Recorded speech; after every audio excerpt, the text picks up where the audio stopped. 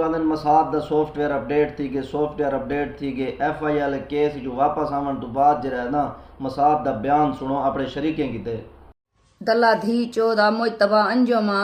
ते सुलेमान बुजदारा ते सादिक परदेसी आ ताको कहीं भाई मेरे को दसो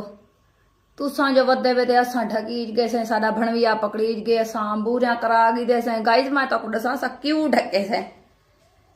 मेरा भणविया चढ़िया बैठा हा अंजुम दी रन दे उत्ते उंदे नाल जिना करेंदा बैठा हा जेड़ा है सादिक परदेसी इंदे इंदे धिए दे उत्ते मेरे पुत्र चढ़े बैठे हैं ठीक है ना। सुलेमान बुजदार दी रन दे उत्ते मेरा पहले वाला घर वाला चढ़िया बैठाई असा भेणी पता क्या करने बैठा से असा भेणी इन्ने ने रन्ने ने जंघा झली बैठा से इन्ने ही गालू साडे उत्ते परचा करवाए साडे घर दी औरत को वर्गला ते अज औरत किथा है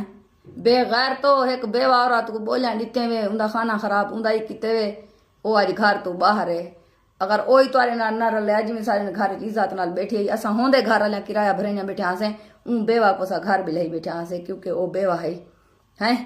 तुसा हूंदी जाड़ी कढिए वे हूंदा यतीम बाल स्कूल पढ़ण कनु रह गए वाली जीतियो सारी दुश्मन बने जीतियो दुश्मन बने भतरीजा ताओ साडा है